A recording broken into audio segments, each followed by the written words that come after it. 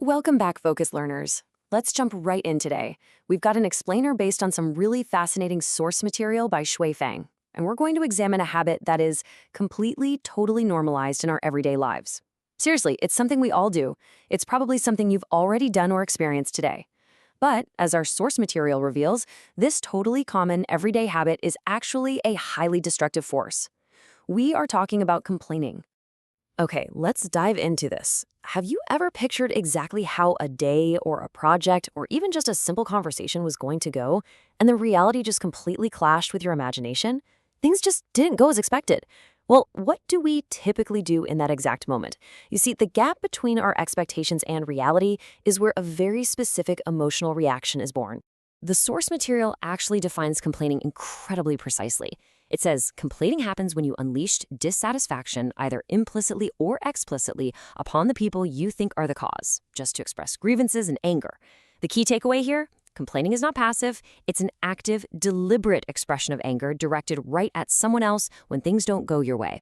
This is where the text draws just a brilliant contrast between jealousy and complaining. Jealousy is described as a poison, but it's a poison that you drink yourself, right? It hurts you.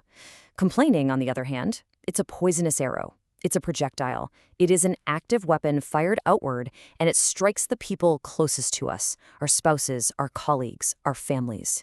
It's really not just harmless venting.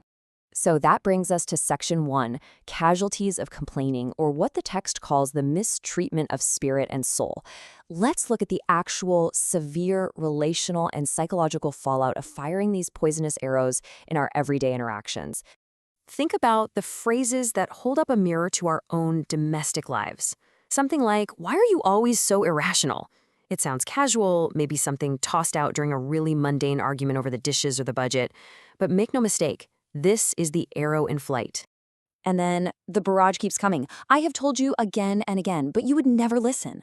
You can almost feel the heavy, exhausting psychological pressure of being constantly nagged.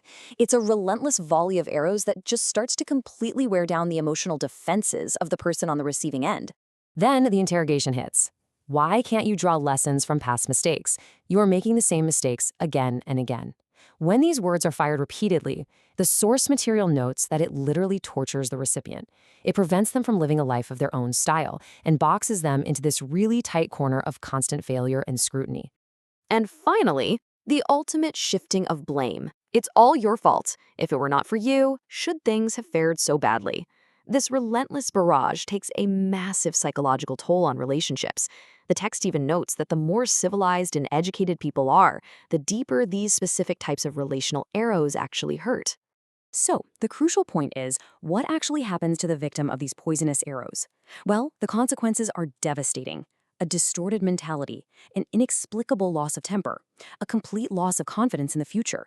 The source argues that this literal form of spiritual maltreatment creates such deep dejection and resentment that it is actually the highest contributing factor to family members eventually driving each other away or even running away from home entirely. If the damage is that severe, why on earth do we do it? That leads us to the next section of our explainer, the selfish root. We need to shift our focus from the damage caused to the uncomfortable truth about the mindset of the person actually holding the bow and firing the arrow. When we break down the mindset of the complainer, the text reveals a pretty massive delusion. Internally, the complainer genuinely believes they're in the right, they're the reasonable one, and they're just wiser than the other person. But the reality? The reality is mere ladder wit, what we'd normally call hindsight bias. The complainer is just using the benefit of hindsight to shift blame onto someone else, purely to secure their own peace of mind. Which leads the author to a pretty bold conclusion. Complaining is a clear sign of selfishness and a lack of mercy. Think about it. When you complain, you aren't actually trying to solve a problem. You're actively shifting blame onto another human being just to ensure your own comfort and to avoid feeling bad that things didn't go your way. The text brings us back down to earth with an objective truth here.